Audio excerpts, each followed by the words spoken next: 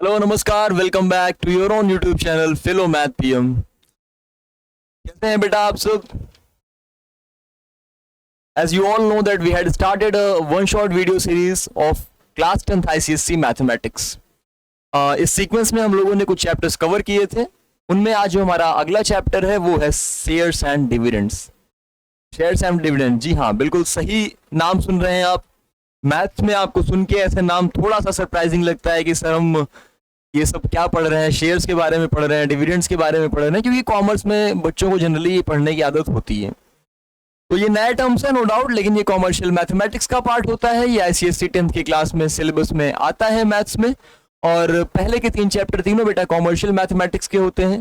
GST और banking का one shot आपको मिल चुका है। ये शेयर्स एंड डिविडेंड के बारे में आज हम लोग डिटेल में समझेंगे और इनके सारे क्वेश्चन को हम लोग टैकल करेंगे, किस तरीके से क्वेश्चन आ सकते हैं, कैसे क्वेश्चन पिछले सालों में पूछे गए हैं। ठीक है, ये भी एक आसान सा ही चैप्टर है। कुछ पर्टिकुलर फॉर्मूले हैं, अगर वो आप दिमाग में रखते हैं तो क्वेश्चन करना आपके लिए आसान होता है। हालांकि अगर वो फॉर्मूले आप दिमाग में नहीं रखते हैं थोड़ा सा कंफ्यूजिंग हो जाता है चैप्टर।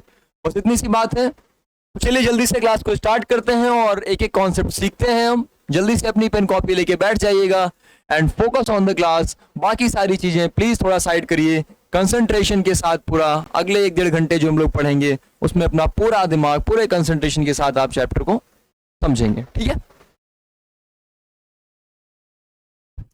Let's start. थोड़ा सा मैं आपको बेसिक पे ले चलूंगा पहले।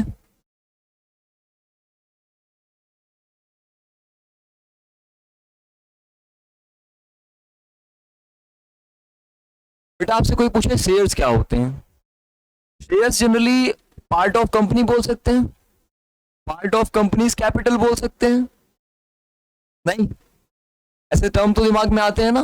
आजकल तो आप मार्केट में जाते हैं, आप काफी ऐसा सुनते रहते हैं कि लोग हाँ इस कंपनी का शेयर अच्छा चल रहा है खरीद लो, उस कंपनी के शेयर खरीद लो। तो शेयर होता क्या है एक्चुअली में, उसको खरीदते क्या है? शेयर तो नॉर्मली हम लोगों ने जो इंग्लिश मीनिंग के हिसाब से चले तो हिस्सा होता है, पार्ट होता है एक्चुअल में। और वही सही बात है, ये पार्ट ही होता है बेटा। जैसे मैंने कहा पार्ट ऑफ कंपनी, यानी मान लो मेरी एक कंपनी है और उस कंपनी को बहुत ज्यादा इन्वेस्टमेंट की जरूरत है। ठीक है, मान लो मेरी कंपनी को 1 लाख रुपीज इन्वेस्टमेंट की जरूरत है। मैं बहुत कम बोल रहा हूँ बेटा, बहुत बड़े बड़े अमाउंट की जरूरत पड़ती है। तो मान लो मैंने कहा कि 1 लाख रुपए इन्वेस्टमेंट की जरूरत है, तो मेरे पास इतना इकट्ठा पैसा नहीं है। तो in order to accumulate this amount हम लोग क्या करते हैं कि हम अपनी कंपनी का शेयर सेल करते हैं मार्केट में। और जब मार्केट में हम अपनी कंपनी का शेयर सेल करेंगे तो जैसे मान लो आप लोग आए, आपने कहा कि मुझे आपकी कंपनी का शेयर खरीदना है। तो जितने शेयर्स आप खरीदोगे, जितने परसेंट शेयर आप खरीदोगे, उतने परसेंट आपकी क्या हो जाती है, एक तरीके से हिंदी टर्म में अगर हम बोले तो मालिकाना हक हो जाता है। ठीक है, यानी यानी क्या हो जाता है कि उतने परसेंट के आप मालिक हो जाते हैं। मान लो आपने हमारी कंपनी का 10% शेयर खरीदा बेटा, तो बाद से 10% कंपनी की प्रॉफिट में, 10% कंपनी के कैपिटल में आपकी हिस्सेदारी हो गई। ठीक है, अब जब भी कंपनी को प्रॉफिट होता जाएगा साल के एंड में, तो कंपनी क्या करती है, उस प्रॉफिट का कुछ पार्ट आपको भी देती है। ठीक, तो उस चीज को हम बोलते हैं डिविडेंड। यानी डिविडेंड का सीधा मतलब आप एक तरीके से रिलेट कर सकते हो कि सर ये तो इनकम होता है। हम एक कंपनी में पैसा क्यों लगाएंगे? मान लो आप मेरी कंपनी है, आप मेरी कंपनी में आके पैसा क्यों लगाओगे? क्योंकि आपको कुछ इन्वेस्टमेंट करने पे फायदा मिलना चाहिए। अगर आपको वो फायदा ना मिले तो क्या कोई पैसा लगाएगा कि भाई मैं जाके 10,000 रुपए किसी कंपनी में लगा रहा हूँ, क्यों लगाऊं, मुझे कोई बेनिफिट नहीं मिलना है। तो इसीलिए कंपनी क्या करती है कि आज मुझे पैसे की रिक्वायरमेंट है, आप आगे कंपनी में इन्वेस्टमेंट करिए, हम आपको कुछ, जब हमारा प्रॉफिट होगा तो उस प्रॉफिट का हिस्सा आपको देंगे। यानी आपका इनकम भी होगा जब हमें इनकम होगा तो इसलिए लोग क्या करते हैं कि कंपनी में पैसा लगाते हैं। उनको पता होता है कि इस कंपनी से उनको क्या होगा, प्रॉफिट मिलेगा। और कंपनी का भी फायदा हो जाता है कि उनको इकट्ठा इन्वेस्टमेंट मिल जाती है और उस इन्वेस्टमेंट से वो बाकी और जगह पे जहाँ पे लगाना है पैसा, वहां से इनकम अर्न करते हैं। बात समझ में आई? अब बेटा एक चीज आपको थोड़ा सा क्लियर समझना है कि किसी भी कंपनी का कोई भी शेयर सेल हो रहा है तो कोई भी कंपनी 50% से ज्यादा अपने कंपनी का शेयर नहीं सेल करती है। इसका क्या रीजन है? मैथ्स में इसका कोई खास काम नहीं है अभी, लेकिन कोई भी कंपनी अपने कंपनी पूरा ओवरऑल जो उनका कैपिटल है उसमें 50% से ज्यादा अगर शेयर सेल कर देगी तो कंपनी के पास नॉर्मली मालिकाना हक खत्म हो जाता है। क्योंकि बेटा जो 51% जिसके पास, मालिकाना हक का मतलब बेटा ओनरशिप होता है। अगर मान लो 50% से ज्यादा किसी के पास शेयर है, तो जिसके पास 50% से ज्यादा होगा यानी 50 प्लस, रफली मान लो 51%, जिसके पास भी 51% शेयर हुआ वो कंपनी का ओनर हो जाएगा। अब अगर मेरी कंपनी है, मैं कभी भी 50% से ज्यादा शेयर नहीं सेल करूंगा, 50% प्लस मैं अपने पास रखूंगा, 49% मान लो मैंने बेच दिया, तो कंपनी का ओनर मैं ही बना रहूंगा। बाकी लोगों का शेयर हो सकता है, वो पार्ट हो सकते हैं कंपनी के कैपिटल का, लेकिन वो लोग क्या होते हैं, कभी भी ओनर नहीं हो सकते बेटा। इतनी बात समझ में आई? तो ये एक सिंपल से एग्जांपल से मैं आपको समझाना चाह रहा था कि एक कंपनी है, कंपनी ए को जरूरत थी 1 लाख रुपीस की, तो बेटा इन्होंने क्या किया, इन्होंने कहा कि मैं अपनी कंपनी का कुछ शेयर निकाल रहा हूँ, शेयर की अलग अलग वैल्यूज हो सकती हैं। मान लो इन्होंने कहा कि मैं 100 रुपए का शेयर निकाल रहा हूँ, तो अब आप गए, आपने कहा भैया ठीक है मुझे 10 शेयर दे दो, यानी नंबर ऑफ शेयर्स आपने कितने खरीदे, 10। तो आपने एक्चुअल में इन्वेस्टमेंट कितने की, इन्वेस्टमेंट कितने की बेटा 1000, क्योंकि 100 इंटू 10 करेंगे तो कितना आएगा 1000 रुपीज। तो अब कंपनी के 1000 रुपीज में आपका हिस्सा, मतलब टोटली जो उनको 1 लाख रुपीज चाहिए था उसमें 1000 रुपीज आपका हिस्सा हो गया। ऐसे आप कम ज्यादा जितना भी आपको चाहिए होगा उतने नंबर ऑफ शेयर्स आप परचेज कर सकते हैं जितना कंपनी देने के लिए तैयार है, और जितना नंबर ऑफ शेयर्स आप खरीदेंगे उसी हिसाब से आपका कंपनी में क्या हो जाता है, मालिकाना हक, ओनरशिप पार्ट। आप ओनर तो नहीं होगे, लेकिन हाँ आप ये कह सकते हो कि वो कंपनी देख रहे हैं ना, उस कंपनी में मेरा भी शेयर लगा हुआ है, मेरा भी पैसा लगा हुआ है, ठीक है। उस कंपनी के मालिकाना हक मेरे पास भले ही नहीं है, लेकिन उस कंपनी में मेरा भी अधिकार है, उस कंपनी में मेरा भी पैसा लगा हुआ है। आज वो कंपनी ग्रो कर रही है तो उसका रिस्पॉन्सिबल कहीं ना कहीं थोड़ा बहुत ही सही मैं भी हूँ, ठीक है। चलो बेटा, कॉन्सेप्ट अगर आपको थोड़ा थोड़ा समझ में आ गया है तो हम लोग आगे बढ़ते हैं, क्योंकि वन शॉट वीडियो है तो हम बहुत स्लोली चीजों को लेके नहीं चलेंगे, हम लोग कॉन्सेप्ट क्लैरिटी के साथ साथ आगे बढ़ते चलेंगे, ठीक है। अब मैं आपको कुछ फॉर्मूले बताता हूं, या पहले कुछ कंडीशन बताता हूं बेटा।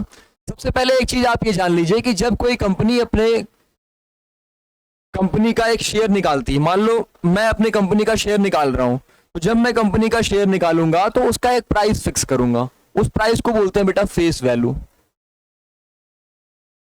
या नॉमिनल वैल्यू। क्या बोलते हैं बेटा, फेस वैल्यू या फिर नॉमिनल वैल्यू। अच्छा, ये फेस वैल्यू और नॉमिनल वैल्यू होता क्या है, मैं पूरा प्रॉपर आपको लिखा दे रहा हूं। फेस वैल्यू और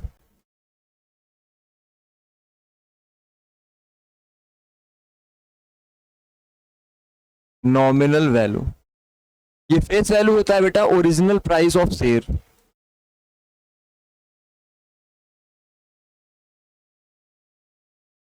original price of a share, ठीक है। दूसरा टर्म आता है बेटा मार्केट वैल्यू, ये होता है present value of a share.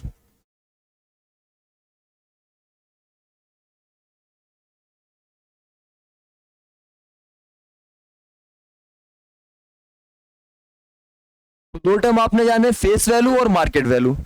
बात क्लियर हुई? तब भी फुल फॉर्म लिख दे रहा हूं नीचे।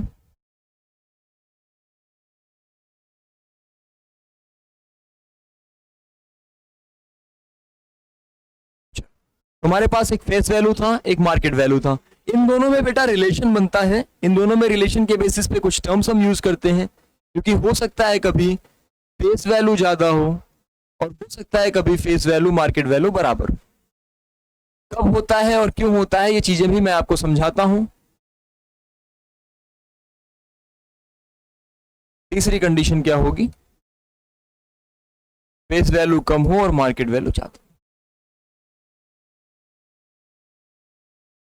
देखो बेटा, क्या होगा कि अगर मेरी कंपनी बहुत अच्छी रेपुटेशन चल रही है, मेरी कंपनी के शेयर्स की डिमांड बहुत ज्यादा है, तो उस कंडीशन में मैं क्या करता हूं कि मार्केट वैल्यू बढ़ा देता हूं। मार्केट वैल्यू जैसे मान लो मेरी कंपनी के एक शेयर का प्राइस था 100 रुपीज, ठीक। ये फेस वैल्यू था, मैंने बोला कि ये इतने रुपीज का मैं शेयर निकाल रहा हूं। अब किसी कंडीशन में मेरी कंपनी का प्रॉफिट बढ़ता जा रहा है, मेरी कंपनी की रेपुटेशन बढ़ती जा रही है, लोगों की डिमांड शेयर खरीदने में बढ़ती जा रही है, तो मैं क्या करूंगा, इस फेस वैल्यू को बढ़ा दूंगा। मैं बोलूंगा कि अब 100 रुपीज में नहीं दूंगा भैया, वो जमाना गया, अब हम क्या करेंगे, 120 रुपीज में देंगे शेयर। तो मार्केट वैल्यू क्या हो गई बेटा, 120 रुपीज।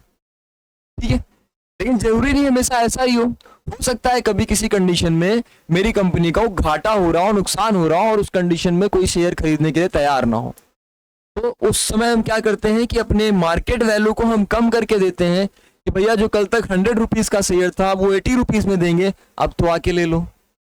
राइट, तो लोगों को अट्रैक्ट करने के लिए कि अब सस्ता हो रहा है, अब तो आके ले लीजिए आप लोग शेयर। तो ऐसा भी होता है कि कभी मार्केट वैल्यू कम हो जाए, बिल्कुल, जब कंपनी को नुकसान हो रहा है, कंपनी की रेपुटेशन डाउन हो रही है। जब डिमांड ज्यादा हो जाएगी तो मार्केट वैल्यू बड़ी भी हो जाती है। और क्या ऐसा भी होता है कि सर 100 में था 100 में ही सेल कर दें, बिल्कुल होता है। तो वो कंडीशन जब मार्केट वैल्यू और फेस वैल्यू बराबर होती हैं, इस कंडीशन को बोला जाता है बेटा एट पार। यानी इस कंडीशन में एफवी या एनवी ले लो, किसके बराबर होगा, एमवी के बराबर। फेस वैल्यू कब बड़ी होगी मार्केट वैल्यू से, अगर कभी भी फेस वैल्यू बेटा मार्केट वैल्यू से बड़ी है, यानी कि आपने क्या किया, सस्ते में शेयर को बेचा हुआ है। सस्ते में शेयर को बेचने का मतलब बेटा आपने डिस्काउंट दिया है, जिसको हम बोलते हैं एट डिस्काउंट। और कभी अगर मार्केट वैल्यू ज्यादा यानी डिमांड बढ़ रही थी, आपने मार्केट वैल्यू बढ़ा दिया, तो यहां पर क्या होता है, एट प्रॉफिट बेटा, एक सेकेंड, एट प्रॉफिट, या फिर इसी को बोलते हैं बेटा एट प्रीमियम। ठीक है, और क्या टर्म्स इनके लिए यूज कर सकते हो, एट डिस्काउंट का मतलब होता है बेटा बिलो पार, ऐसे भी लिखा मिल सकता है, तो कंफ्यूज मत होइएगा। और ये होता है बेटा अबव पार। तो इनमें से कोई भी तरीका लिख के आपको समझाया जाए तो आपके दिमाग में होना चाहिए कि हाँ ये टर्म तो हमने पढ़ा हुआ है और इनको यूज कैसे करते हैं। जल्दी से इनका एक स्क्रीनशॉट ले लीजिए, क्योंकि ये टर्म्स लगातार आपके काम में आते रहेंगे। ठीक है,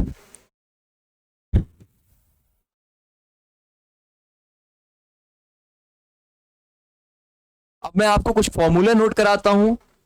बेसिकली बेटा इसमें 3 फॉर्मूले होते हैं, मैं आपको 1-2 और एक्स्ट्रा कराता हूं जो डिराइव करके उन्हीं से बनते हैं। तो मैं आपको 5 फॉर्मूले नोट कराता हूं, इन पांचों फॉर्मूलों को अगर आप अच्छे से समझ लेंगे तो आपके लिए ये चैप्टर एकदम एकदम आसान हो जाएगा, क्योंकि मैंने कहा ना कि कुछ ज्यादा दिमाग लगाने की जरूरत ही नहीं है, ये चैप्टर्स बहुत आसान होते हैं।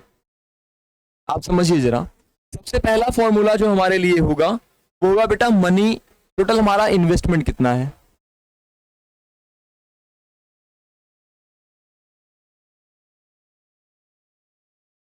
इन्वेस्टमेंट का, इन्वेस्टमेंट कितना होगी बेटा, वो तो डिपेंड करेगा कि आपने कितने नंबर ऑफ शेयर्स खरीदे हैं।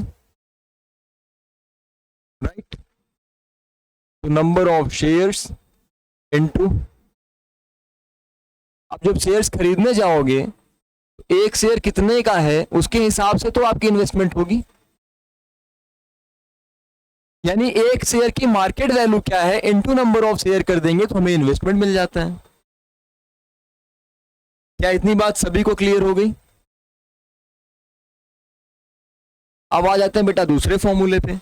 दूसरा फॉर्मूला जो काफी इंपॉर्टेंट है, ये फॉर्मूला है एनुअल इनकम का, या इसी को हम डिविडेंड बोल देते हैं बेटा। कंफ्यूज मत होइएगा, मैंने आपको स्टार्टिंग में ही बता दिया कि डिविडेंड का मतलब एक तरीके से इनकम ही होता है। ठीक है, तो इसका फॉर्मूला क्या हुआ, सिंपल सा, number of shares into rate of dividend. बेटा ये परसेंटेज में दिया होगा, अपॉन में 100 करना पड़ेगा आपको। जब जब फॉर्मूला रखेंगे, जैसे रेट ऑफ डिविडेंड 5% दिया है तो आप 5/100 लिखेंगे। ठीक है, अच्छा हो गया थोड़ा सा।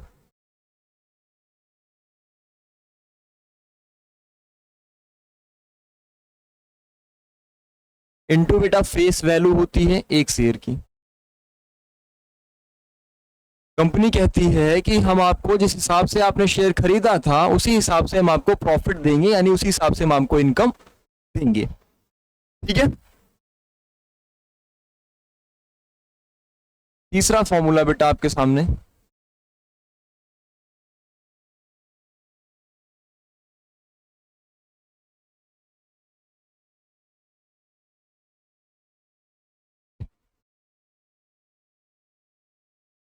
तीसरा फॉर्मूला क्या आ जाता है, थोड़ा सा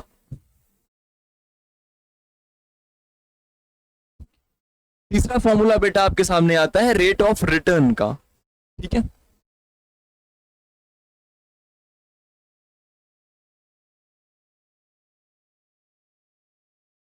अब ये क्या बात होती है सर, रेट ऑफ रिटर्न क्या होता है?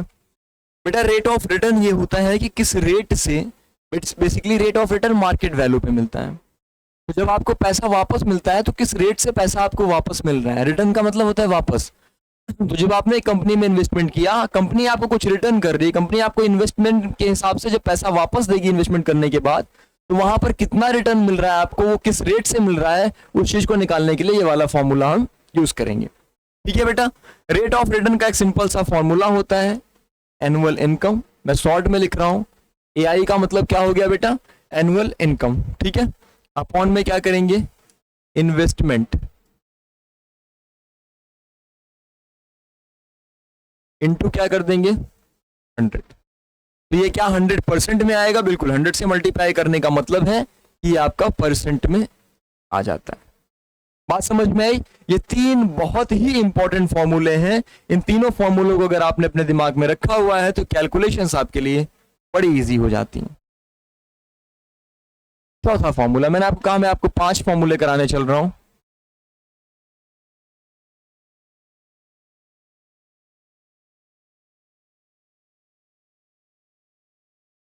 तो आपके सामने चौथा फॉर्मूला है बेटा, ये होता है कि आपसे पूछा जाए कितने नंबर ऑफ शेयर्स आपने परचेज किए। नंबर ऑफ शेयर्स परचेज आप यहां से भी निकाल सकते हो, यहां से भी निकाल सकते हो, इन्हीं को मैं अलग अलग 2 फॉर्मूले बना के भी लिखा दे रहा हूं। नंबर ऑफ शेयर्स आप इनकम के हिसाब से निकाल सकते हो, इन्वेस्टमेंट के हिसाब से निकाल सकते हो। तो जैसे मान लो मैंने इन्वेस्टमेंट कितना किया वो मुझे पता है, इन्वेस्टमेंट कितना किया बेटा वो मुझे पता है, अपॉन एनुअल इनकम कर दे। एनुअल इनकम क्यों करेंगे सर,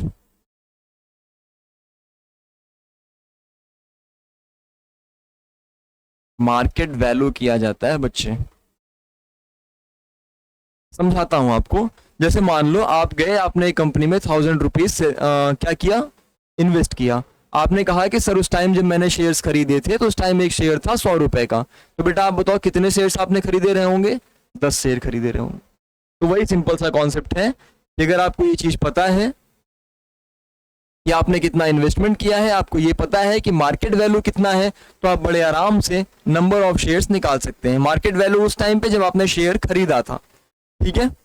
दूसरा तरीका क्या होता है बेटा, एनुअल इनकम के बेसिस पे भी निकाल सकते हो। शॉर्ट में लिख देता हूं, annual income upon income on 1 share.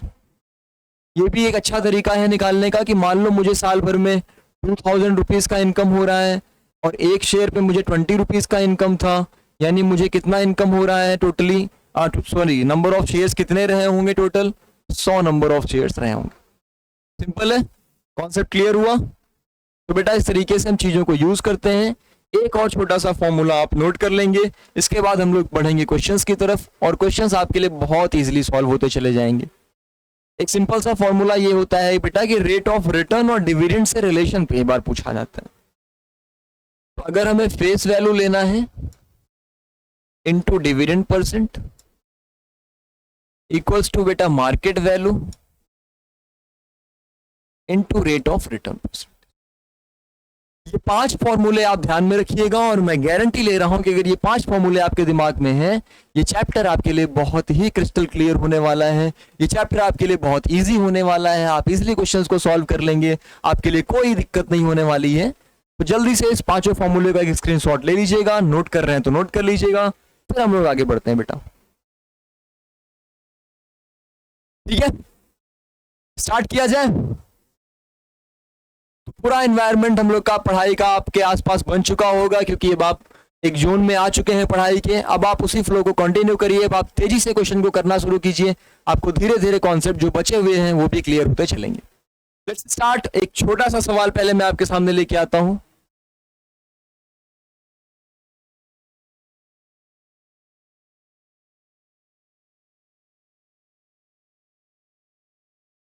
चलिए बेटा, ये फर्स्ट क्वेश्चन आपके सामने बोर्ड पर है। Raman has 450 shares of ₹200 of a company paying a dividend of 16%। ध्यान वाल देने वाली बात क्या है बेटा, कि नंबर ऑफ शेयर्स के बारे में इंफॉर्मेशन दिया गया है कि 450 शेयर्स है, कितने के हैं, ₹200 के हैं, यानी फेस वैल्यू मिल गया।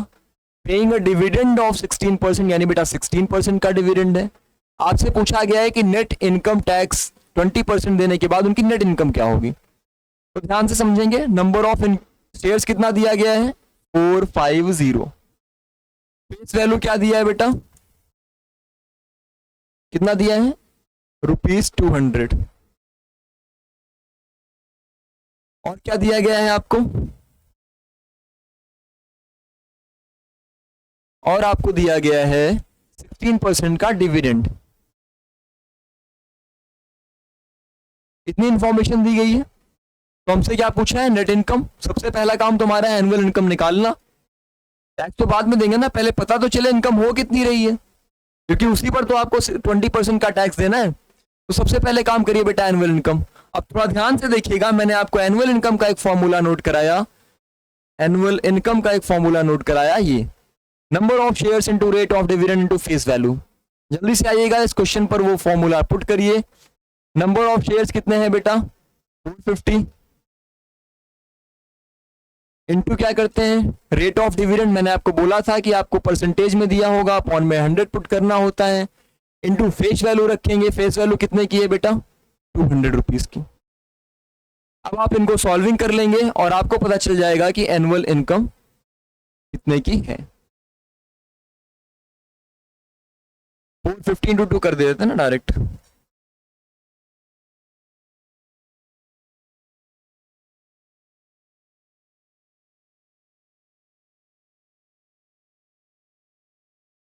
इंटू,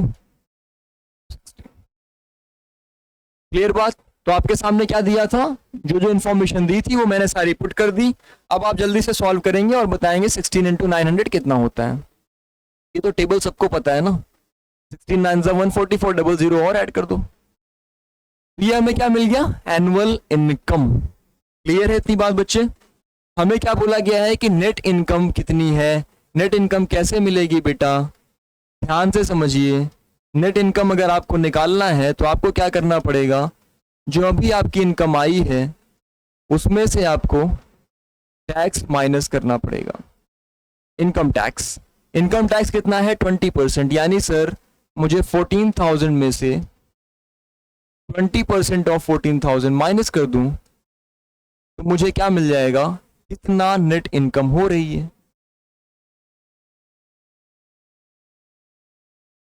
20% 40,000 का कितना होता है, बड़ी सिंपल सी कैलकुलेशन होती है, आप इनको यहां से कट कर लो।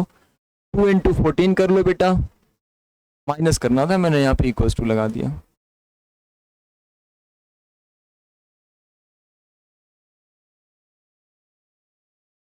एक चक्कर में 14,000 माइनस ये 2 0 कट कर दो, 2 से 14 मल्टीप्लाई कर लीजिए, 28 आ जाएगा। फिर देखिए 2 zeros बचे हैं, दोनों लगा दीजिए, आपको यहां से नेट इनकम मिल जाएगी 14,000। देखो सिंपल तरीके से 14,000 से 2,000 माइनस कर लो, 12,000 आया, फिर 800 और माइनस कर दो, यानी 11,200 रुपीस। ये आपकी क्या हो गई बेटा, नेट इनकम हो गई। कोई कंफ्यूजन, क्लियर है।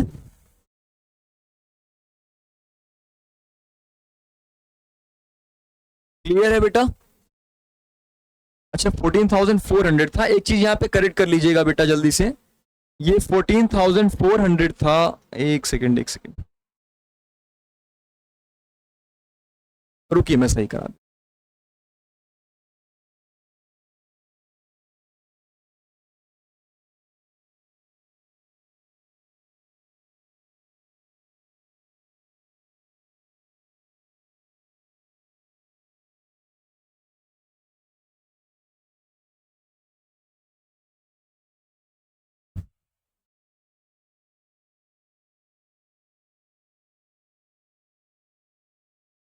$14,400 था बेटा, इसलिए इसको जब मल्टीप्लाई करेंगे तो 2880 आ जाएगा। और यहां पर 2880 अगर आप माइनस करेंगे तो जो आपको आंसर मिलेगा वो मिलेगा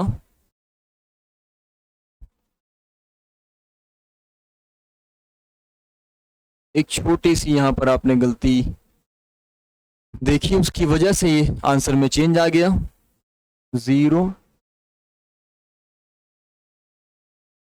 11,520 रुपीज। अभी क्लियर है सभी को? अब तो कोई दिक्कत नहीं।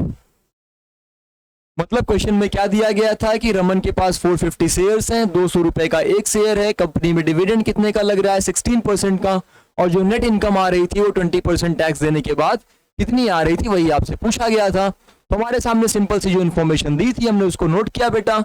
इसके बाद एनुअल इनकम का फॉर्मूला, क्योंकि जब तक हमें इनकम नहीं पता है हम इनकम टैक्स देंगे कैसे। तो हमारा पहला काम था कि इनकम को निकालना। हमने एनुअल इनकम का फॉर्मूला पुट किया और फॉर्मूले पे रखा, तो हमारा एनुअल इनकम आया 14,400। जब आपको एनुअल इनकम मिल गया तो आपको पता है कि 20% आपको टैक्स देना पड़ेगा, यानी इनकम में से टैक्स माइनस कर देंगे तो नेट इनकम आ जाएगी। तो हमने क्या किया, इनकम में से टैक्स को माइनस किया, और जैसे इनकम में से टैक्स माइनस किया तो हमारा 11,520 रुपीज आया, यानी इतने का आपको टोटल इनकम हो रहा है टैक्स देने के बाद। क्लियर है सभी को? कोई डाउट तो नहीं? Moving on to the next question. Next question पे चलने से पहले मैं एक चीज और बता दूं आपको कि अगर कभी डिस्काउंट दिया जाता है तो मार्केट वैल्यू कैलकुलेट कैसे करते हैं, सेंटेंस में लिखा हो तो पहचानते कैसे हैं, कुछ छोटी छोटी सी चीजें आपको बता देता हूं। जैसे कहीं लिखा है बेटा 12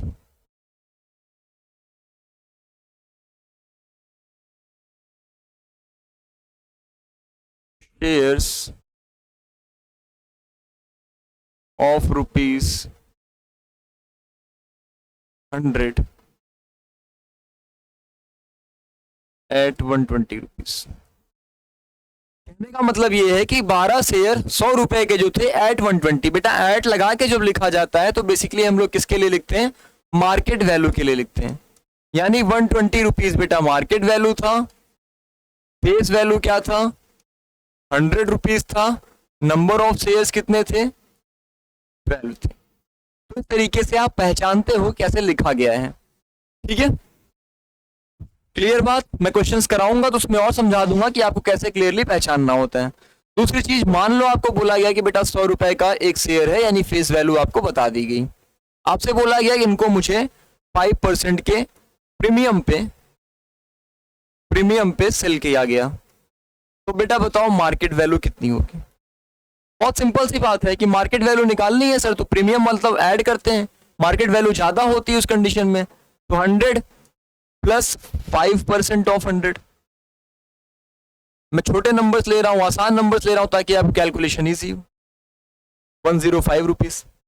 अगर ये बेटा बोला जाता है कि 5% का डिस्काउंट दिया गया है, तब क्या करते आप, तब आप 100 में से यही 5 को माइनस कर देते हैं तो 95 आता और ये आपकी मार्केट वैल्यू होती। समझ रहे हैं? अगर ये बोला जाता कि एट पार है तो उस कंडीशन में दोनों बराबर ही रहते हैं, उस कंडीशन में कोई प्लस माइनस की रिक्वायरमेंट नहीं होती। क्लियर हुआ? चलिए अब आ जाइए जल्दी से आप क्वेश्चन नंबर 2 पे। छोटे छोटे से आसान से कॉन्सेप्ट हैं जिनको आप समझते चलेंगे तो आपके लिए क्वेश्चन करना आसान होगा। यहाँ पर बेटा पहले ही बताया गया है कि एक आदमी ने जो इन्वेस्टमेंट किया वो 22,500 का किया, इन ₹50 शेयर्स यानी कि फेस वैल्यू मिल गई, एट 10% डिस्काउंट यानी कि बेटा यहाँ से मार्केट वैल्यू निकाल सकते हो। तो जो छोटी छोटी सी इंफॉर्मेशन दी थी उनको अगर हम नोट करते चलेंगे तो हमारे लिए कैलकुलेशन करना थोड़ा सा इजी होगा। सबसे पहले हमारा क्या दिया गया है, इन्वेस्टमेंट।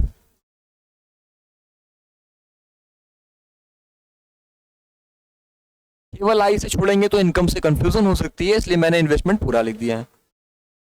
इन्वेस्टमेंट कितना है, 22,500 रुपीज।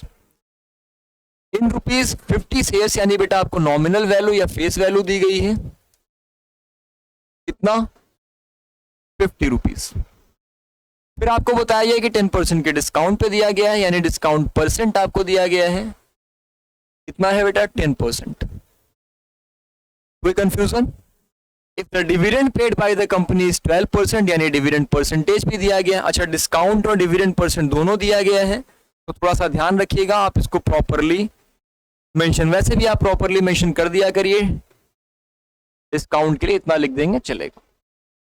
रेट ऑफ डिविडेंड दिया गया है बेटा 12%। तो ये सारी इंफॉर्मेशन हमें दी गई थी, इसको हमने एक साइड में नोट कर लिया। पहला काम आपसे पूछा गया है number of shares purchased. Number of shares purchase बेटा हमें इन्वेस्टमेंट दिया गया और इन्वेस्टमेंट से रिलेटेड हमारे पास एक फॉर्मूला था, number of shares purchase is equals था market value, sorry investment upon market value of one share.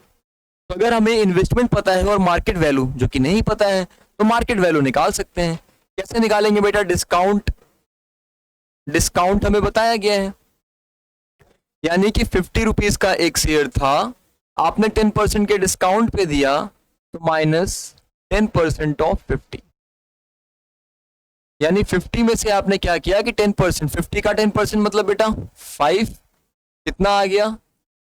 45 rupees. ये क्या आ गई? मार्केट वैल्यू एक शेयर की। ठीक, अब हमसे क्या पूछा गया? Number of shares purchased. तो बेटा नंबर ऑफ शेयर्स परचेज्ड का फॉर्मूला क्या था?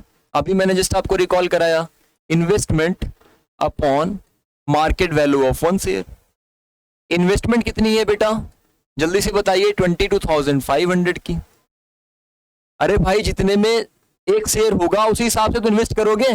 मान लो आज आप गए मार्केट में, आपने कहा कंपनी का शेयर कल एक साल पहले 100 रुपए का था, आज आप मुझे 120 का क्यों दे रहे हो? कंपनी ने कहा भैया ये मार्केट वैल्यू है, इसी वैल्यू पर हम आपको शेयर्स बेचते हैं, यानी कि मार्केट वैल्यू जो उस कंडीशन में रहेगी, उस प्रेजेंट टाइम पे रहेगी, वही आपको देना पड़ेगा, उसी पर आपको शेयर मिलेगा। तो मार्केट वैल्यू यहाँ पर 45 है, जल्दी से देखेंगे तो ये कट जाएगा 5 टाइम पे, यानी हमें नंबर ऑफ शेयर्स मिल गए कितने? 500 शेयर्स। कॉन्सेप्ट इतना क्लियर हुआ? चलिए, सेकंड में पूछा गया है बेटा आपसे कि रेट ऑफ रिटर्न ही गेट्स ऑन हिज इन्वेस्टमेंट। आपसे रेट ऑफ रिटर्न पूछा गया है, और रेट ऑफ रिटर्न निकालने के लिए आपको पता है कि कॉन्सेप्ट अभी जस्ट हमने एक फॉर्मूला लिखा हुआ था, सब बच्चे ने देखा था, निकाल सकते हैं आप लोग।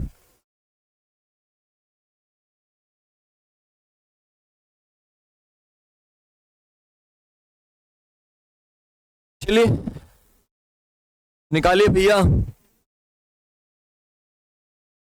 अच्छा, उससे पहले एनुअल डिविडेंड भी दिया गया है, तो पहले एनुअल डिविडेंड निकाल लीजिए, सिंपल सा फॉर्मूला। तो एनुअल डिविडेंड मतलब वो एनुअल इनकम वाला फॉर्मूला लगा लीजिए आप। क्या था बेटा एनुअल इनकम का फॉर्मूला? एन, यानी नंबर ऑफ शेयर्स, वो आपको मिल चुका है 500, इंटू डिविडेंड परसेंट वो भी दिया गया है 12, परसेंटेज में होता है, बोला है 100 से डिवाइड करिए, फेस वैल्यू वो भी दी गई है 50, या नॉमिनल वैल्यू बोल लो, ये 2 से 2 टाइम्स, 5 इंटू 5 25, 25 और 12, या 12 5 60, 60 और 5,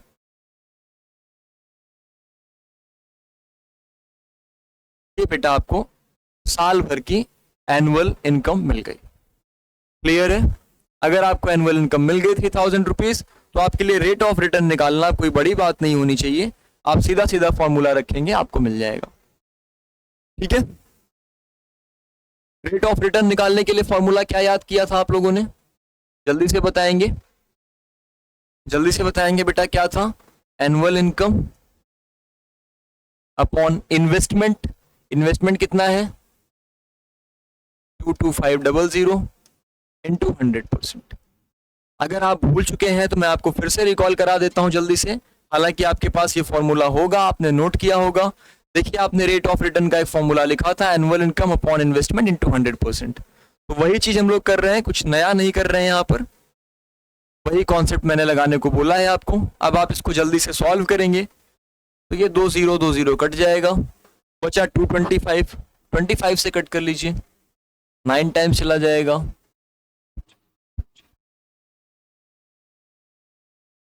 9 से वैसे 120 तो नहीं कटेगा, 3 से काट लो 40, यानी बेटा आपका आएगा 40/3।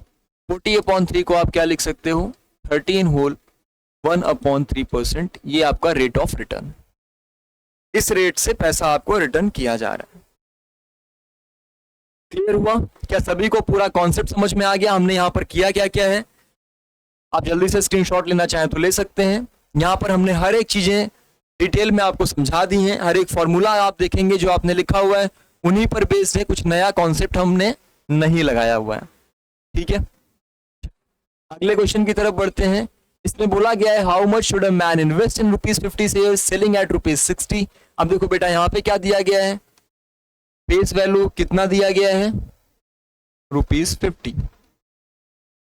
दूसरा बेटा आपको क्या दिया गया है, सेलिंग एट ₹60, यानी कितने में सेल कर रहा है वो मार्केट वैल्यू हो जाएगी, वो है ₹60। To obtain an income of ₹450, ये भी मस्त चीज है, आपको एनुअल इनकम दे दी गई है 450 रुपए। If the rate of dividend declared is 10%, ये सारी इंफॉर्मेशन आप नोट करके तभी क्वेश्चन सॉल्व करिएगा, इजी होगा, स्टेप मार्किंग में आपको नंबर मिल जाएंगे। तो आपको क्या निकालना है, सबसे पहले तो इन्वेस्टमेंट निकालना है कि कितना उस इंसान ने इन्वेस्ट किया होगा। जब आपको इन्वेस्टमेंट पता चल जाएगी बेटा, उसके बाद आप निकालेंगे कि कितना उसका यील्ड परसेंटेज होगा। एक एक पार्ट करना है हमें, सबसे पहले इन्वेस्टमेंट के बारे में पता करना है आपको। ठीक है, तो इन्वेस्टमेंट के बारे में पता करने के लिए तो नंबर ऑफ शेयर निकालने पड़ेंगे, नंबर ऑफ शेयर है नहीं, जो आपका पहला काम होना चाहिए बेटा वो नंबर ऑफ शेयर पे रख लो। कैसे रखेंगे सर, नंबर ऑफ शेयर निकालने के लिए क्या फॉर्मूला रखते हैं। एक तो बेटा आपने एनुअल इनकम का फॉर्मूला पढ़ा है, मैंने लिखाते वक्त ही बोला था कि ये काफी इंपॉर्टेंट फॉर्मूला है, और हाँ सबसे ज्यादा यही फॉर्मूला आपके यूज में आएगा। तो एनुअल इनकम का फॉर्मूला क्या था भैया, number dividend upon 100 into face value. मैं बार बार ये सारे फॉर्मूले नहीं लिखूंगा क्योंकि आपके पास ऑलरेडी ये फॉर्मूले हैं। तो नंबर ऑफ शेयर्स नहीं पता है हमें, डिविडेंड पता है सर 10% है, 10/100 कर लीजिए, इनटू फेस वैल्यू सर वो भी पता है 50 रुपीज है, एनुअल इनकम सर दिया गया है 450। तो जल्दी जल्दी से आप सॉल्व करते चलेंगे, ये 0 से ये 0, ये 0 से ये 0, 5 से बेटा 90 टाइम्स, यानी आपको क्या मिल गया कि सर नंबर ऑफ शेयर्स जो हैं वो कितने हैं 90। अब जब किसी बच्चे को ये पता चल गया कि नंबर ऑफ शेयर्स कितने हैं, तो उनके लिए ये निकालना आसान हो जाता है कि टोटल उनकी एनुअल इनकम वगैरह या फिर इन्वेस्टमेंट वगैरह उनकी कितनी रही होगी। How much should a man invest, investment पूछा गया है। इन्वेस्टमेंट निकालने के बेटा आपके पास कई तरीके हैं फिर, राइट। करिए जल्दी जल्दी, बताइए क्या आएगा, करिए जल्दी जल्दी बेटा, एक छोटा सा आपको टाइम दे रहा हूं, जल्दी से बताइए इन्वेस्टमेंट क्या आएगा। फिर आपसे ये भी पूछा गया है also find his yield percent to the nearest whole number. ठीक है, जल्दी से 1 मिनट में करके बताएंगे, इसके बाद मैं आता हूं। 1 मिनट में आ गया बेटा।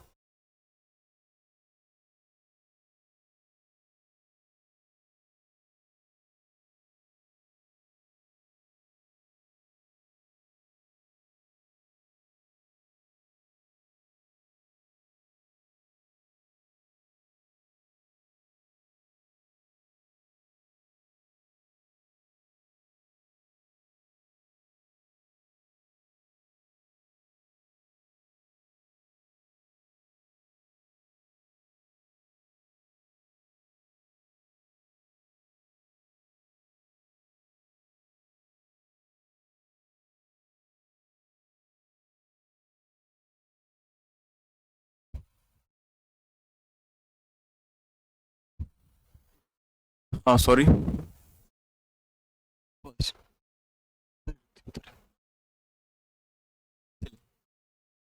तो बताएंगे बच्चे, निकला आपका क्या निकालना था, इन्वेस्टमेंट। ठीक है, कितना इन्वेस्टमेंट हुआ है भैया, अभी तो आप लोगों ने फॉर्मूला पढ़ा। अगर आपको इन्वेस्टमेंट निकालना है, कितना पैसा आपने जमा किया, तो आपके लिए क्या जरूरी होता है, नंबर ऑफ शेयर्स और मार्केट वैल्यू एक शेयर की। नंबर ऑफ शेयर्स आपने निकाल लिया है, 90 शेयर्स हैं, और सर मार्केट वैल्यू जो एक शेयर की है वो कितनी है, 60 रुपीज।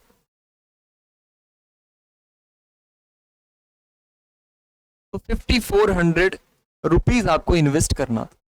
कोई कंफ्यूजन, आसान है भाई, 60 रुपीज मार्केट वैल्यू थी, आपने 90 शेयर्स खरीदे तो आपने 5400 रुपीज इन्वेस्ट किया। लास्ट में पूछा गया बेटा यील्ड परसेंट, ये जो पूछा जाता है कि यील्ड परसेंट कितना होता है, ये बेसिकली आपसे रेट ऑफ रिटर्न ही पूछा गया है। तो रेट ऑफ रिटर्न निकालने का आपके पास फॉर्मूला क्या है, यील्ड परसेंट का मतलब वही कितना परसेंट आपको रिटर्न मिल रहा है। तो रेट ऑफ रिटर्न परसेंट निकालने के लिए क्या फॉर्मूला बताया था? Income upon investment. इनकम कितने की है? 450। इन्वेस्टमेंट कितने की है? 5400। और भैया 100 से मल्टीप्लाई कर देंगे तो आपको परसेंटेज में यही आंसर आ जाएगा।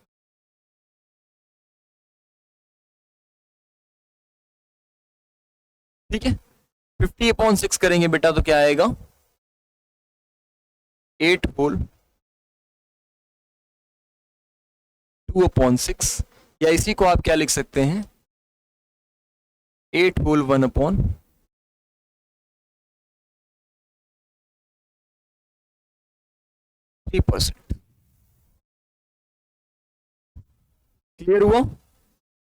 चाहे तो 8.33% लिख लीजिए, लेकिन ध्यान में ये रखना है कि जब क्वेश्चन में पूछा गया है to the nearest whole number, यानी आपको ये नियरेस्ट होल नंबर में बताना है, और नियरेस्ट होल नंबर जाएंगे बेटा तो कौन सा हो जाएगा? जैसे इसका मतलब क्या होता है? 8.33%, और इसके नियरेस्ट होल नंबर में जाएंगे मतलब 8%। तो आपको फाइनल आंसर इतना निकाल के देना पड़ेगा, नहीं तो आधा नंबर आपका चला जाएगा। आप कहोगे सर यहां तक तो किया था। अरे किया था ना, पूछा तो इतना गया है, तो आपको पूरा करना पड़ेगा, नहीं तो आपका आधा नंबर। वाह, क्लियर है? जल्दी जल्दी से क्वेश्चन करते चलेंगे भैया। नेक्स्ट क्वेश्चन पूछा है विच इज बेटर इन्वेस्टमेंट। ये बहुत छोटा सा क्वेश्चन होता है, ये ज्यादातर एमसीक्यूज में पूछा जाता है, लेकिन कई बार आप सोचते हो कि सर इसको निकालेंगे कैसे, इसमें करना क्या होता है। जब भी बेटा बेटर इन्वेस्टमेंट का केस पूछा जाए, आप रेट ऑफ रिटर्न निकाल लिया करिए। जिसका रेट ऑफ रिटर्न ज्यादा होगा, भाई जो ज्यादा रेट से रिटर्न कर रहा होगा पैसा आपका, वही आपके लिए अच्छा इन्वेस्टमेंट होगा। जो ज्यादा पैसा रिटर्न करेगा वही तो अच्छा है ना? तो रेट ऑफ रिटर्न निकालने के लिए अभी एक कॉन्सेप्ट मैंने आपको सिखाया बच्चे, कि अगर आपको ये देखो यहाँ पे क्या दिया है? 7% यानी डिविडेंड दिया है, ₹120 यानी क्या दिया है? क्या दिया है? Market value. हाँ जी बताइए भैया। 7% रुपीज शेयर्स एट ₹120, कुछ मिसिंग हुआ है, कुछ मिसिंग हुआ है बेटा इसमें। क्वेश्चन इतना नहीं था, कुछ क्वेश्चन में कुछ तो मिसिंग है, क्योंकि यहाँ पे ये वाला नंबर नहीं दिया गया है आपको।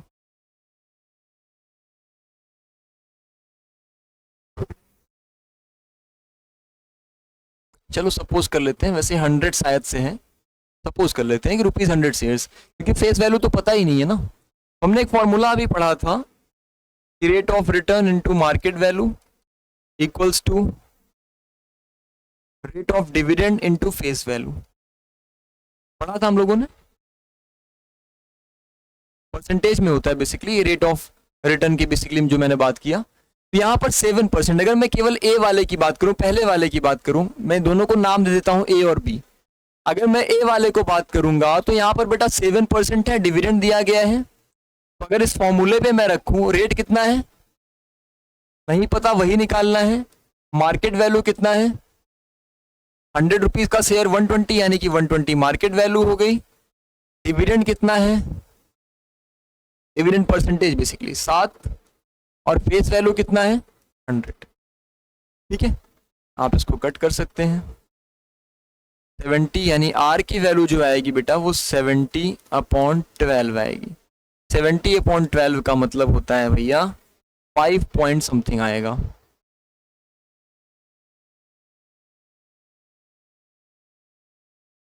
%5.83 के अराउंड आएगा।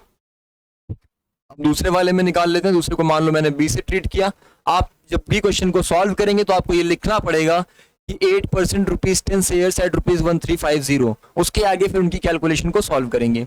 मैं शॉर्ट में आपको करना है सिखा रहा था, क्योंकि ज्यादातर ऐसे क्वेश्चन एमसीक्यू में पूछे जाते हैं। 8% ₹10 शेयर था, तो बेटा यहाँ पर डिविडेंड कितना हुआ, रेट ऑफ रिटर्न यहाँ पर भी नहीं पता। मार्केट वैल्यू ये होता है, मैंने बोला था ना एट लगा के लिखा होता है। तो ₹10 का शेयर था, 13.50 में सेल कर रहा था, ₹13.5 में।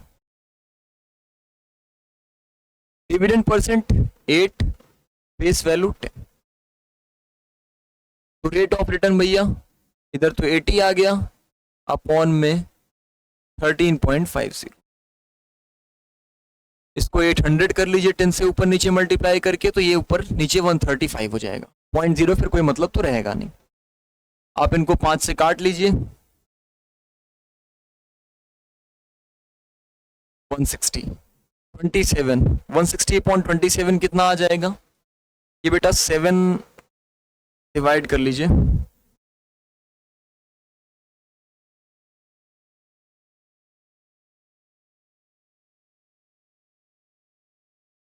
5 पॉइंट समथिंग ये भी जाएगा, तो क्लोज ही आंसर्स आ रहे हैं।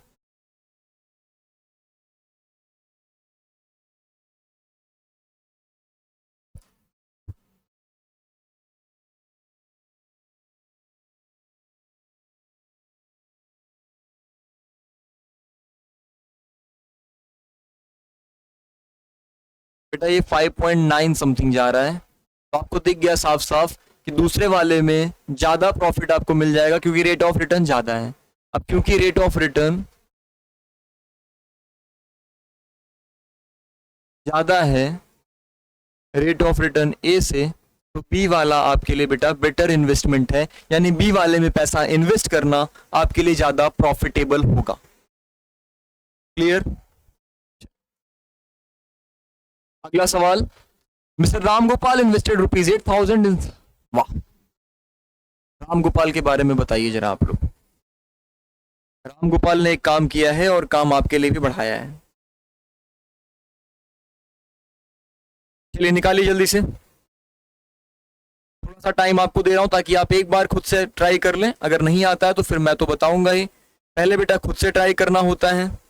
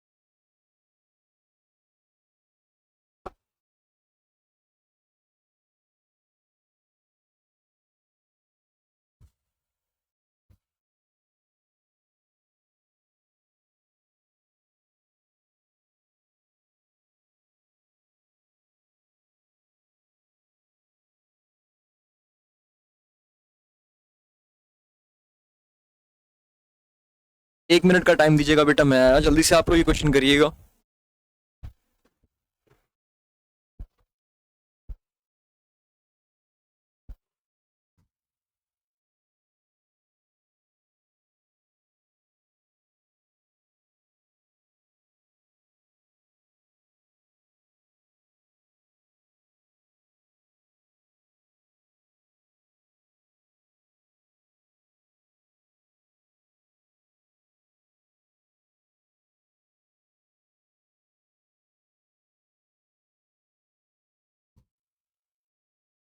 चलिए, किसी बच्चे का आया?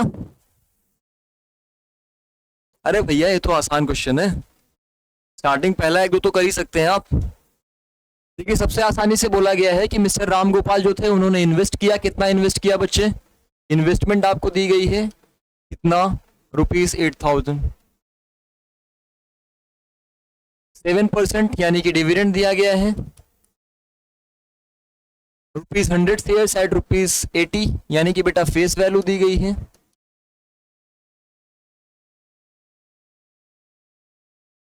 मार्केट वैल्यू दी गई है बच्चे, और कुछ दिया गया है। After year he sold the shares at ₹75 ही, चलो एक साल के बाद इन्होंने सेल किया और इन्वेस्ट कर दिया, जो प्रोसीड्स निकला हुआ था वो 18% में। ठीक है, क्वेश्चन मैं आपको समझाता हूं। मिस्टर रामगोपाल थे, मिस्टर रामगोपाल ने क्या किया कि कुछ पैसा ले जाके कहां पे इन्वेस्ट किया, यानी कि ₹8,000 उन्होंने ले गए और ले जाके इन्वेस्ट किया एक ऐसे शेयर में जिसकी मार्केट वैल्यू थी ₹80 और फेस वैल्यू थी ₹100, और जिस पर उनको डिविडेंड मिला 7% का। इसमें ले जाके इन्होंने पैसा इन्वेस्ट कर दिया। जब इन्होंने पैसा इन्वेस्ट किया बेटा तो 1 साल बाद क्या किया, इन्होंने अपने सारे शेयर जो है उठा के सेल कर दिए, कितने में, 75 रुपीज में। और पूरा पैसा जो इनको मिला उन्होंने उठा के इन्वेस्टेड द प्रोसीड्स, यानी कि जब इन्होंने शेयर को सेल किया 75 रुपीज में, तो जो प्रोसीड्स इनको मिला, डिविडेंड मिला के, क्योंकि कुछ प्रॉफिट तो मिला ही होगा नो डाउट, तो जो प्रोसीड्स मिला डिविडेंड को मिला के, वो पैसा उन्होंने उठा के क्या किया, 18% वाले में जमा कर दिया। यानी वो डिविडेंड जो इनको 18% दे रहा था उसमें ले जाके पैसा जमा किया। वहां पर शेयर का शेयर का प्राइस था 25 और मार्केट वैल्यू थी 41। बड़ा आसान सा क्वेश्चन है, बड़ा सिंपल सा कॉन्सेप्ट है, आराम से समझेंगे और इनको आराम से करेंगे, कोई हड़बड़ाहट की जरूरत नहीं है।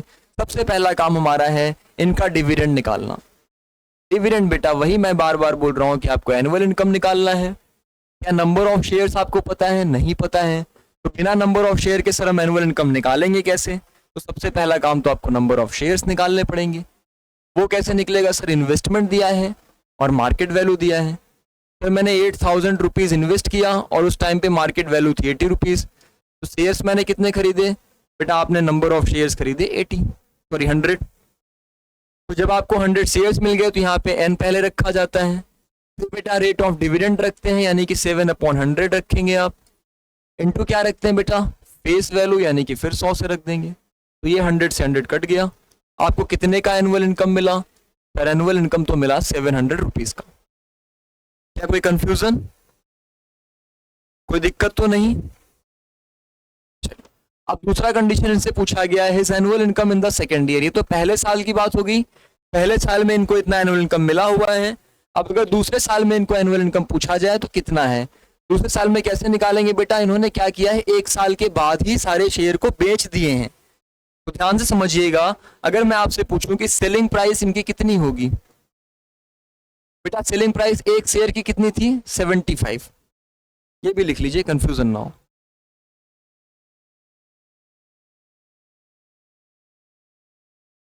सेलिंग प्राइस 1 शेयर की थी 75 रुपीज। तो टोटल एसपी जो आपको निकल के आ जाएगा वो कितना आ जाएगा? 75 इंटू 100, यानी कि 7500 रुपीज। ये आपकी सेलिंग प्राइस होगी। पहला चीज जो समझना है कि सेलिंग प्राइस हमारी कितनी है, वो कितनी निकल के आ गई बेटा? 7500 रुपीज आ गई। अब आपने क्या निकला था, 1 साल में आपको इनकम मिला था, एनुअल डिविडेंड मिला था, तो 7500 रुपए तो आपने शेयर्स को खरीद के पा लिया। डिविडेंड भी अगर मैं आपको निकाल लूं तो कितना डिविडेंड मिला है बेटा फर्स्ट ईयर में? 700 रुपए। यानी इनको कितना पैसा मिल गया? 8200 रुपीज। तो आप मुझे बताएंगे कि जो इनका एनुअल इनकम पूछा गया है सेकेंड ईयर का, जो इनका एनुअल इनकम पूछा जा रहा है बेटा सेकेंड ईयर का, वो कैसे निकालेंगे? पहले तो सर इन्वेस्टमेंट मिल गया हमें, जब तक इन्वेस्टमेंट वगैरह नहीं पता है तब तक हम एनुअल इनकम तक पहुंचेंगे कैसे? तो हमारे लिए क्या था कि सर 7500 रुपीज में इन्होंने सारे शेयर को सेकेंड ईयर में बेच दिया, पहले साल से 700 रुपए मिला था, तो हमारे पास जो इन्वेस्टमेंट करने के लिए पैसा है, क्योंकि पूरा उठा के इन्होंने इन्वेस्ट किया है, तो हमारे पास जो इन्वेस्टमेंट करने के लिए पैसा है वो 8200 रुपीज है। इतना पैसा हम इन्वेस्टमेंट कर सकते हैं। अगर बच्चे इन्वेस्टमेंट आपको पता चल गई है कितना आपने किया हुआ है और आपको मार्केट वैल्यू पता चल गई है, तो क्या आप नंबर ऑफ शेयर्स नहीं खरीद सकते? नहीं बता सकते क्या? भैया 82 रुपए में इन्वेस्ट कर रहा हूं और जब मैं इन्वेस्ट कर रहा हूं उस टाइम पे शेयर का एमपी था, सॉरी मार्केट वैल्यू एमवी था 41 रुपीज। तो बेटा ध्यान से समझिएगा, number of shares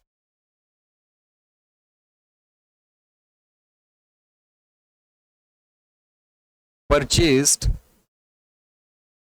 of rupees 41 rupees का कितना शेयर परचेज किया? तो सर नंबर ऑफ शेयर के लिए तो हम क्या निकालते हैं, क्या निकालते हैं बेटा? Investment upon market value. Investment कितनी है? 8200 की, मार्केट वैल्यू 41, डिवाइड कर दीजिएगा बच्चे, आपको मिल जाएगा नंबर ऑफ शेयर। कितना है? 200। अब हमारे पास काम आसान हो गया, जो हमसे एनुअल इनकम पूछा गया था अब वो हम बड़ी इजीली निकाल सकते हैं। क्योंकि एनुअल इनकम का फॉर्मूला क्या था? N into dividend percent. बेटा डिविडेंड इसमें 18% दिया गया है, इनटू फेस वैल्यू, यहां पर फेस वैल्यू 25 रुपीज, 100 से 2 बार चला जाएगा, 25 से 2 50 हो जाएगा,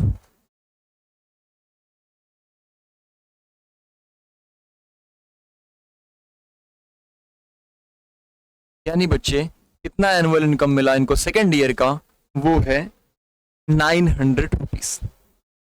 बात समझ में आई बेटा आपके? ये फर्स्ट पार्ट हमने निकाल लिया था, ये हमने यहाँ पे सेकेंड पार्ट निकाल लिया, कोई कंफ्यूजन तो नहीं?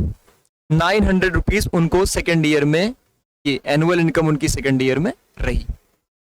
ठीक है बेटा, अब क्या आपसे पूछा गया है तीसरा part, percentage increase in return on his original investment, यानी कि उनकी ओरिजिनल इन्वेस्टमेंट के हिसाब से उनका परसेंटेज इंक्रीज कितना हुआ है। तो सिंपल सी बात है, मैं तीसरा इधर आपको करा देता हूं कि अगर आपसे परसेंटेज इंक्रीज पूछा गया,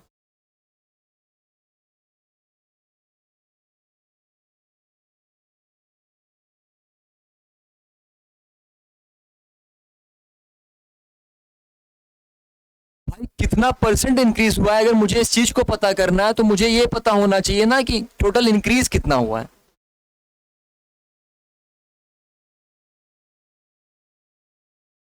तो मैं लिख सकता हूं कि सर ये निकालने के लिए मुझे इंक्रीज इन अगर रिटर्न पता हो, मुझे इंक्रीज इन रिटर्न पता हो, अपॉन में क्या पता होना चाहिए बेटा? अपॉन में इन्वेस्टमेंट पता होनी चाहिए।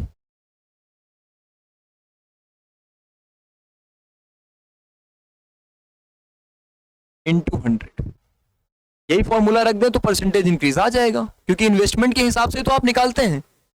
तो आप मुझे बताएंगे जल्दी से कि हमारे पास कितना इंक्रीज इन रिटर्न था, पहले कितना रिटर्न मिल रहा था, बाद में कितना रिटर्न मिल रहा था, दोनों में इंक्रीज कितने का आया, तो जल्दी से आप मुझे बता देंगे तो हमारा कॉन्सेप्ट आपको समझ में आ जाएगा। क्योंकि देखिए पहले साल में कितना रिटर्न मिला बेटा? 700 रुपए मिला। दूसरे साल में कितना रिटर्न मिला? 900 रुपए मिला। तो रिटर्न में इंक्रीज कितने का आया है बच्चे? 900 माइनस 700, यानी कि 200 रुपीज का आया। इन्वेस्टमेंट कितना किया है बेटा? 8200 या 8000? जल्दी से बताइएगा, इन्वेस्टमेंट कितने का किया गया है? 8200 या 8000 का? बताओ भैया। 8000 रुपीज ही तो था इन्वेस्टमेंट। जब भी आपको ये पूछा जाए, जब भी आपसे ये पूछा जाए कि इन्वेस्टमेंट कौन सा लेंगे सर, पहला वाला कि दूसरा वाला, जो ओरिजिनल इन्वेस्टमेंट होता है, जो आपने स्टार्टिंग में इन्वेस्ट किया है वही लिया जाता है बेटा, क्योंकि स्टार्टिंग में उतना ही तो पैसा आपने जमा किया था, ये तो बाद में आपको प्रॉफिट मिल गया तो वो बढ़ गया, आपने लगा दिया। तो हमेशा इन्वेस्टमेंट ओरिजिनल लिया जाता है। तो ओरिजिनल इन्वेस्टमेंट कितना था? 8000 इंटू 100, जल्दी से ये 2 जीरो कट गए। 900 माइनस 700 बेटा आ जाएगा 200, 200 अपॉन 80 करेंगे, ये काटेंगे तो ये आपका 2.5% आ जाएगा। ये तीसरा पार्ट हो गया आपका। मैं एक बार क्वेश्चन फिर से आपको रिकॉल करा देता हूं, आपकी समझ में आ जाएगा कि मिस्टर राम गोपाल ने इन्वेस्ट किया ₹8000 रुपीज। क्वेश्चन को बेटा बहुत आराम से, बहुत प्यार से पहले समझेंगे कि मिस्टर राम गोपाल जो थे उन्होंने कुछ पैसा उठाया, पैसा उठा के उन्होंने इन्वेस्टमेंट किया, और जब पैसा उन्होंने इन्वेस्ट किया तो कितना? 8000 रुपीज। इसमें किया 7% में किया, 100 रुपीज का शेयर था। यानी जैसे आप हो, आप गए, आपने कहा मार्केट में मैंने एक जगह पे पैसा, कहाँ पे क्या किया? इन्वेस्ट किया। ये पहली कंडीशन। तो मैंने पहले पैसा इन्वेस्ट किया, फिर मुझे क्या हुआ कि 1 साल बाद मुझे लगा नहीं नहीं यहाँ से पैसा निकाल लेते हैं। तो भले ही मार्केट वैल्यू डाउन हो गई थी, यानी उन्होंने 7500 रुपीज में पूरे शेयर बेच दिए। खरीदा था देखो 80 रुपए में, लेकिन बेच दिया। हालांकि लॉस नहीं हो रहा है क्योंकि इनकम, कुछ इनकम मिल गया था एक्स्ट्रा। तो मैंने क्या किया, सेकंड ईयर में सारे शेयर्स बेच डाले।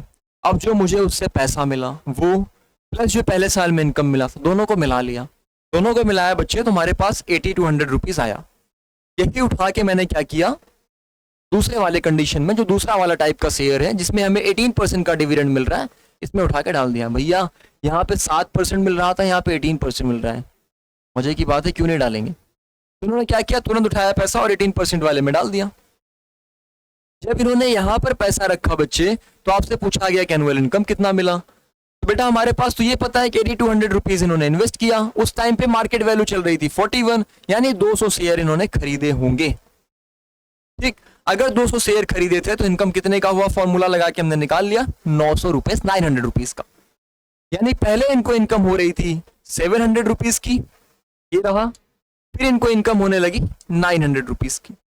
ठीक, तीसरा पूछा गया परसेंटेज इंक्रीज इन रिटर्न, इनके रिटर्न में कितना इंक्रीज आया, तो पहले 700 का था फिर 900 का हो गया, यानी 200 रुपीज का इंक्रीज आया इनके रिटर्न में। और अपॉन में हमेशा ओरिजिनल वैल्यू लेते हैं, यानी कब आया ये रिटर्न, जब हमने स्टार्टिंग में 8,000 रुपए जमा किया है, 8,000 इंटू 100, तो हमारा 2.5% का क्या आ गया, इंक्रीज इन रिटर्न परसेंटेज। ठीक है बेटा, कॉन्सेप्ट क्लियर, कोई डाउट तो नहीं।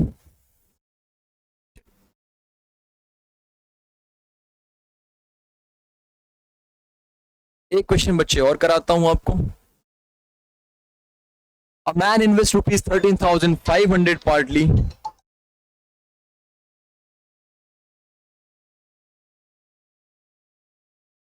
A man invests rupees 13,500 partly in 6% rupees 100 shares at rupees 140 and partly in 5% rupees 100 shares at rupees 125। बेटा बोला गया है कि आपके पास 13,500 रुपीज थे। ठीक है, अच्छा पिछले क्वेश्चन में कुछ आपके दिमाग में डाउट है तो मैं एक चीज समझा देता हूं। जो यहाँ पे बोला गया है प्रोसीड्स, कई जगह पे बेटा ये लिखा जाएगा सेल प्रोसीड्स भी लिखा होगा, मतलब कितना एक्स्ट्रा पैसा जो आपने जब आपने सेल किया तो कितना पैसा आपको मिला, दैट इज सेल प्रोसीड्स। ठीक है, वो सेलिंग प्राइस ही बेसिकली होता है। अब आ जाइए, तो इस क्वेश्चन में क्या बोला गया है कि आपके पास 13,500 रुपीज थे। जरा कॉन्सेप्ट को समझिएगा। अगर इस 13,500 रुपीज का, एक मिनट रुकिएगा बेटा, एक minute,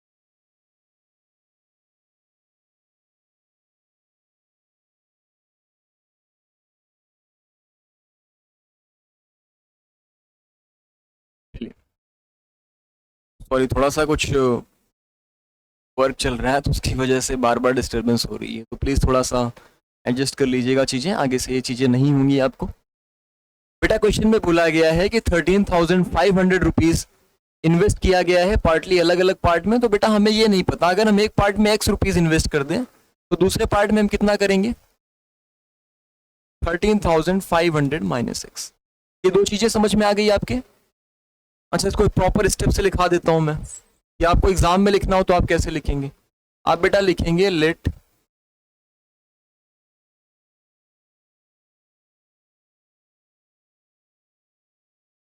the investments be x and 13,500 minus x, क्योंकि टोटल इतना ही पैसा था। अब इन्होंने बोला है कि कुछ पैसा 6% रुपीज 100 रुपीज शेयर्स में, यानी कि 6% डिविडेंड। तो सबसे पहले हम क्या करेंगे, ये जो एक्स वाला हमारे पास है उस कंडीशन में हम इन्वेस्टमेंट करने जाएंगे। ठीक है, सबसे पहले हम किस पे चलेंगे, एक्स रुपीज पे।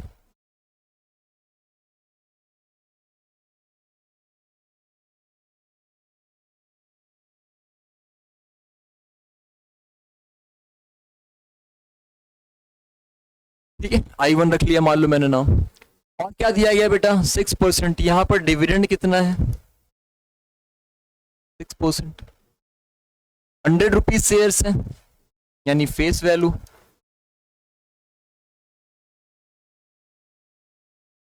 एट रुपीज 140 यानी कि बेटा मार्केट वैल्यू कितना, एंड पार्टली इन 5% रुपीज। अच्छा दूसरी एक कंडीशन भी दी गई है, मैं दूसरी इधर लिख देता हूं। I2 इज इक्वल्स टू कितना है बेटा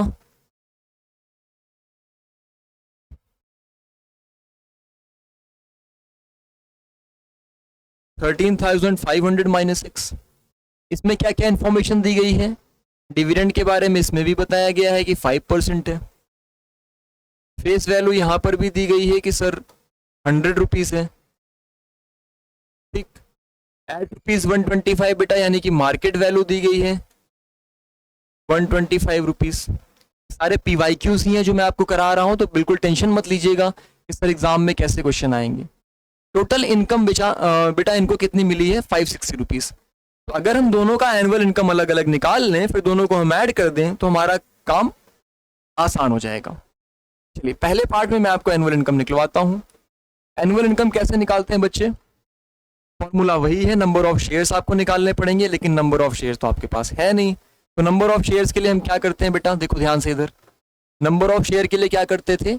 इन्वेस्टमेंट यानी एक्स अपॉन मार्केट वैल्यू 140, यही करते थे।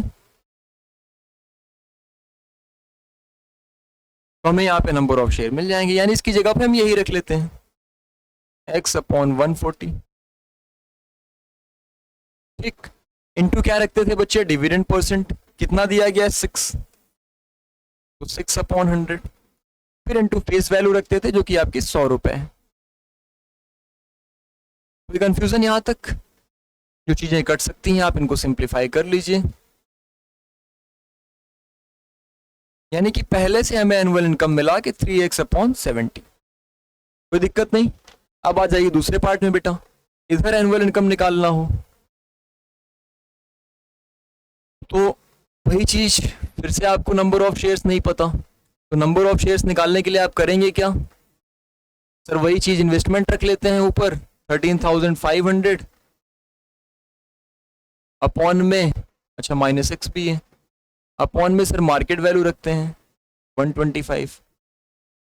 सारी वैल्यूज ध्यान से रखिएगा, ठीक है? तो बेटा यहाँ पर आप रख लो 13,500 -x, एक ब्रैकेट लगा दीजिएगा नहीं तो कंफ्यूजन होती है। अपॉन में बेटा कितना है? 125 इंटू डिविडेंड परसेंट कितना है? 5% अपॉन 100, और फेस वैल्यू कितना है? 100। ये कट जाएगा, ये 25 टाइम्स कट जाएगा। तो भैया यहाँ पर क्या मिला? 13,500 -x अपॉन 25। अब अगर ध्यान से देखिए बेटा क्वेश्चन में, तो आपको बोला गया है इन्हीं दोनों का सम कर लें, इन्हीं दोनों का सम कर लें, यानी मैं यहाँ पर लिख दे रहा हूं अकॉर्डिंग टू क्वेश्चन। क्वेश्चन के हिसाब से क्या कह रहा है बच्चे कि जो ये 3x अपॉन आपका 70 आया, ये पहला इनकम है। दूसरा इनकम ये आया था अगर 13,500 -x अपॉन 25, तो जो इनका सम आएगा भैया वो कितना आएगा? 560, क्योंकि टोटल इनकम ही 560 की हो रही है। तो मतलब दोनों इनकम को मैं जोड़ दूं तो 560 रुपीज आना चाहिए था, राइट? क्लियर है सभी को? आइए देखते हैं। अब इनको जब आप मल्टीप्लाई कर लोगे, मान लो 25 इंटू 3 कर लो भैया, 75x हो जाएगा। इधर प्लस 2 0 3 0 तो लगा ही देना,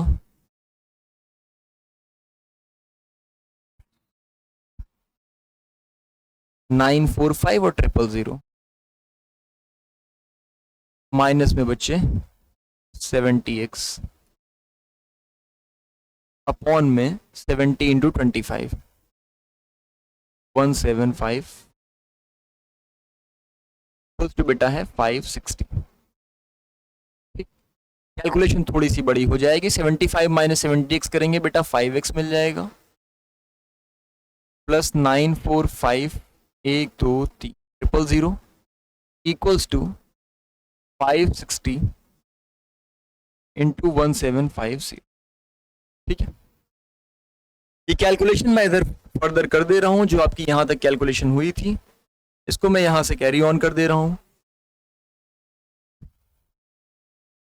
अगर मैं 5 कॉमन निकाल के सारी चीजें काटता चला जाऊं तो थोड़ा सा शायद आपके लिए आसान हो जाए।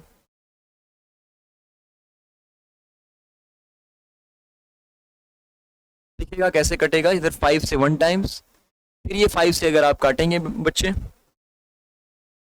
तो ये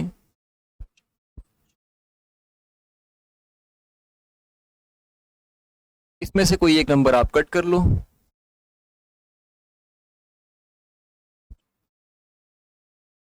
ठीक है, तो आपको कुछ मिल जाएगा कि x की वैल्यू सर आएगी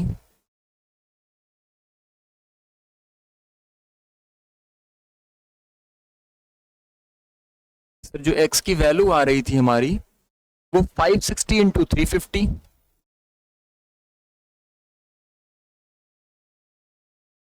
माइनस 189,000। ये कैलकुलेशन कर लीजिए बच्चे, आपका आंसर आ जाएगा। ठीक है, जल्दी से ये कैलकुलेशन कर लीजिए, आपका आंसर आ जाएगा, आपको x की वैल्यू मिल जाएगी, और जैसे ही x की वैल्यू मिलेगी तो आपके लिए काम आसान हो जाएगा। 560 इंटू 350 चलो अलग से करा देता हूं आपको।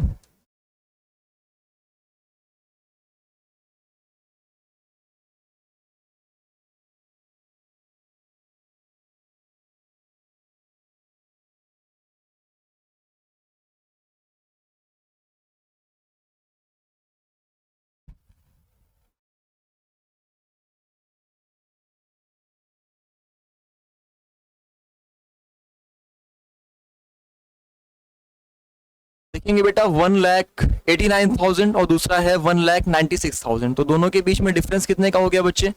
7,000 का। कितने का? 7,000 रुपीज का। अगर x की वैल्यू बेटा आप बताएंगे 7,000 आया, तो आप बताओ पहला इन्वेस्टमेंट कितने का हुआ? 7,000। दूसरा इन्वेस्टमेंट कितना हुआ? 13,500 में अगर आप 7,000 माइनस कर देंगे तो आपको बच्चे मिल जाएगा 6,500, यानी 6,500। तो दोनों आंसर्स आपके आ गए। आपने I1 और I2 पे वैल्यूज रखा, यानी आप अलग से इसको करके दिखा दीजिएगा, यहाँ पर जगह नहीं, मैंने नहीं किया कि x इज इक्वल्स टू इतना, सो 13,500 माइनस x इक्वल्स टू। ठीक है, तो दोनों इन्वेस्टमेंट आपके सामने क्लियर हो गए। क्या सभी बच्चों को ये कॉन्सेप्ट क्लियर हुए? बेटा शेयर्स एंड डिविडेंड में इसी टाइप के क्वेश्चंस आते हैं। जनरली क्या होता है कि क्वेश्चन ऐसा पूछा जाता है लॉन्ग में कि आपसे 3-4 पार्ट उसमें कर करके पूछे जाते हैं, तो आप जरूर ऐसे सारे क्वेश्चन की प्रैक्टिस करिए। हम लोगों ने लगभग उस टाइप के क्वेश्चन देख लिए हैं। ऐसे ही क्वेश्चंस हैं, डायरेक्ट फॉर्मूला बेस्ड क्वेश्चंस होते हैं, कुछ ज्यादा सोचना नहीं है, थोड़ा थोड़ा सा कभी कभी कॉन्सेप्ट लगाना पड़ता है, तो आप आराम से कर लेंगे अगर आपकी प्रैक्टिस बनी हुई है तो। ठीक है, एक क्वेश्चन मैं आपको प्रैक्टिस के लिए होमवर्क में दे देता हूँ। ये क्वेश्चन बेटा स्क्रीनशॉट ले लीजिए, मैं साइड हो जा रहा हूँ। इसको आप घर से ट्राई करेंगे और नहीं आएगा तो कमेंट सेक्शन में बताएंगे। ठीक है, चलो फिर आज की क्लास को यहीं तक रखते हैं। उम्मीद करते हैं कि शेयर्स एंड डिविडेंड का कॉन्सेप्ट आपका क्लियर हो गया होगा। अगर किसी बच्चे को कोई कंफ्यूजन है तो प्लीज बेटा कमेंट सेक्शन में जाके कमेंट करिए, और अगर आपका कॉन्सेप्ट क्लियर है, आपको चैप्टर समझ में आ रहा है, आपको ये वन शॉट सीरीज अच्छी लग रही है और आप चाहते हैं कि हर एक चैप्टर का वन शॉट आपको मिलता रहे और जल्दी से मिलता रहे, तो प्लीज बेटा चैनल को लाइक, सब्सक्राइब और अपने दोस्तों में शेयर जरूर करिएगा, ताकि हम और ज़्यादा कॉन्फिडेंस के साथ आगे बढ़ते रहें, ताकि हमें ये चीज़ पता चलती रहे कि आपको ये चीज़ें समझ में आ रही हैं और अच्छी लग रही हैं। Thank you so much, have a nice day. मिलते हैं अगली क्लास में एक नए चैप्टर के साथ।